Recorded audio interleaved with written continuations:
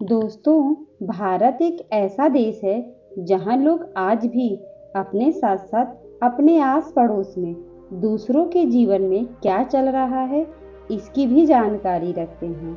शायद इसीलिए भारत में टीवी पर सीरियल ज़्यादा देखे जाते हैं, क्योंकि उसमें कहानी कुछ ऐसी ही होती है कि हमारे जीवन में अच्छी या बुरी जो भी घटना घटित होती है, ज़्यादातर बातें अफवाह में ही फैल जाती हैं।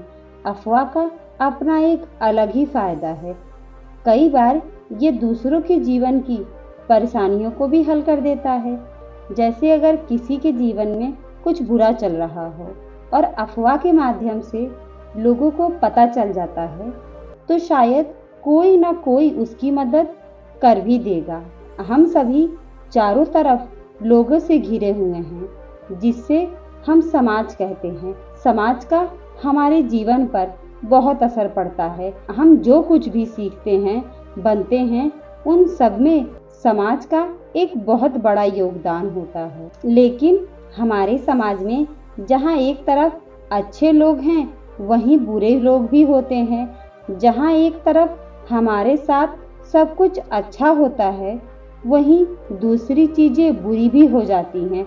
कभी कभी बुरी चीज़ों का असर भी हमारे ऊपर वक्त के बाद कदर पड़ता लोगों पर भरोसा करना बंद कर देते हैं। एक लड़का था, उसका नाम था कुणाल। कुणाल के जीवन में कुछ ऐसी ही घटना घटी थी, जिसकी वजह से अब ना तो वह लोगों पर भरोसा करता था और ना ही वह मित्र बनाता था। हर कोई सिर्फ उस पर अपना हुक्म चलाता था। वह हमेशा दुखी रहता। उसे दुखी देखकर एक व्यक्ति ने कहा कि देखो बेटा, यहीं पास में बुद्ध का आश्रम है, तुम उनके पास जाओ। उनके पास तुम्हारे हर समस्या का हल मिल जाएगा। यह सुनकर कुणाल 1 मिनट भी देरी ना करके बुद्ध के आश्रम में गया और बोला, गुरुदेव, मेरा नाम कुणाल है। लोगों के साथ घुल मिल नहीं पाता। मेरे मन में मेरे जीवन की कुछ पुरानी बातें बैठी हुई हैं, जिससे मैं बाहर आना तो चाहता हूँ, लेकिन मेरे समझ में ये नहीं आता कि बचपन की इतनी पुरानी बातें मेरे मन में ऐसे क्यों बैठी हुई हैं। और ऐसा भी नहीं कि मैं समझता नहीं हूँ। मुझे अच्छे से मालूम है कि मुझे लोगों से कोई खतरा नहीं है। यह सब बस मेरे अंदर का डर है, जो मुझे लोगों से घुलने मिलने से रोकता है। ऐसा क्यों है, मुझे कुछ समझ नहीं आता। अब आप ही कुछ बताइए गुरुदेव, मैं अपने जीवन की इस उलझन से कैसे बाहर निकलूं। देखो कुणाल, यह बहुत सामान्य है। हमारा दिमाग कुछ इस तरह बना हुआ है कि इसमें हम आज जो भी कुछ करते हैं, वह सब हमारे दिमाग में इकट्ठा होते जाता है और फिर हमारा दिमाग उसे समय समय पर याद भी दिलाते रहता है, ताकि हम अपने पिछले अनुभव से कुछ सीखकर अपने वर्तमान में कोई भी गलती ना करें। इसे मैं तुम्हें एक उदाहरण से समझाता हूँ। जैसे कि तुमने गलती से किसी गर्म तवे को छू लिया, तो उस वक्त तुम्हें हाथ जलने का अनुभव होगा। ऐसे में तुम्हारा दिमाग इस बात को रिकॉर्ड कर लेता है कि गर्म तवे को छूने पर हाथ जलेगा।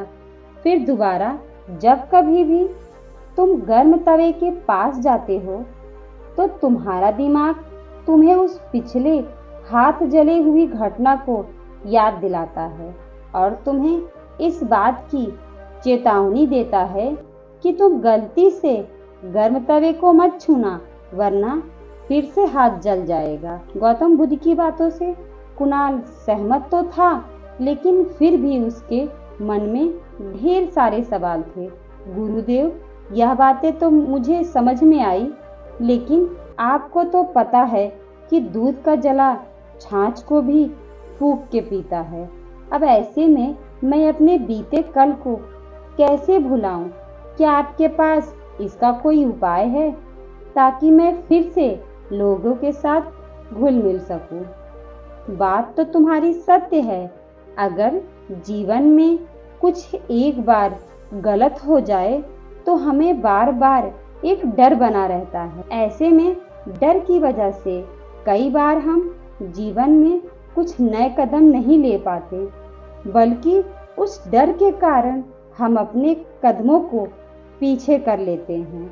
और यह परेशानी इतनी बड़ी है कि यह कहीं भी देखी जा सकती है। हमारे निजी जीवन में, निजी संबंध में, छात्र के साथ हम एक बार असफलता की वजह से दोबारा कोशिश करने से डरने लगते हैं। कुणाल की परेशानी सुनकर गौतम बुद्ध अच्छे से जान चुके थे कि उसे क्या करना चाहिए, इसीलिए वह मुस्कुराते हुए कहते हैं, अगर तुम ध्यान दो तो तुम्हारे सवाल में ही तुम्हारा उत्तर छुपा है। तुमने अभी अभी एक बात कही कि दूध का जला छाछ भी फूंक फूंक कर पीता है। अगर तुम यहाँ गौर करो तो तुम्हें दो बातों का पता चलेगा। पहले कि दूध का जला छाछ पीता है, ऐसा नहीं है कि दूध का जला फिर दूध की बनी कोई चीज नहीं पीता। अब दूसरी बात की वह छाछ को फूंक फूंक कर पीता है, यानी कि फिर से वो गलती ना करे, इसीलिए वह अब बहुत सावधानी के साथ पीता है। हमें भी अपने जीवन में यही करना चाहिए। अगर कोई गलती हो जाए तो ऐसा नहीं कि हमें वो कदम करना ही छोड़ देना चाहिए, बल्कि हमें उसे एक नए सिरे से जांच परख करने के बाद जारी करना चाहिए। कुणाल महात्मा बुद्ध की बातें सुनकर हामी तो भरता है, लेकिन अभी भी वह जवाब सुनकर संतुष्ट नहीं था। गुरुदेव, मुझे यह बातें तो समझ में आ गई, लेकिन फिर भी मेरा मन नहीं मानता। मैं चाहकर भी लोगों से घुल मिल नहीं पाता। इसके लिए मैं क्या करूं? अगर तुम मेरी बात मानो तो तुम्हें धीरे धीरे लोगों से घुलने की आदत डाल लेनी चाहिए। ऐसा करने से तुम्हें बहुत ज्यादा फायदे होंगे, लेकिन मुझसे वही तो नहीं हो पाता। देखो, जीवन में कोई ऐसी चीज नहीं है जो हम नहीं कर सकते। तुम लोगों से ऑफलाइन ना सही ऑनलाइन जुड़ना शुरू करो। जो लोग तुम्हें ऑफलाइन मिलते हैं वो एक पल को तुम्हें चोट पहुंचा सकते हैं, लेकिन ऑनलाइन मिले लोग तुम्हें किसी भी तरह से चोट नहीं पहुंचा सकते। एक बात याद रखना, हम केवल उतने ही तरह से सोच सकते हैं या इतने ही तरह की बातें कर सकते हैं जितने तरह के लोगों से हम मिले हैं, या जितनी तरह की बातें हमने कभी सुनी या देखी है।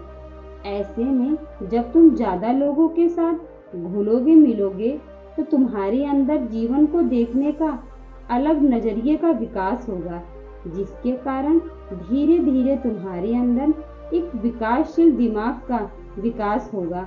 अच्छा, ये बात है, अब मैं समझ गया हूँ गुरुदेव। दोस्तों, हम सभी को ज्यादा से ज्यादा लोगों के साथ जुड़े रहना चाहिए। इसमें न केवल जीवन को नए तरीके से देखने का एक नया नजरिया मिलता है, बल्कि परेशानियों को नए नए तरीके से हल करने के विचार भी मिलते हैं। अगर आपको ये कहानी अच्छी लगी हो तो कमेंट में नमो बुद्धाय लिखना ना भूलें।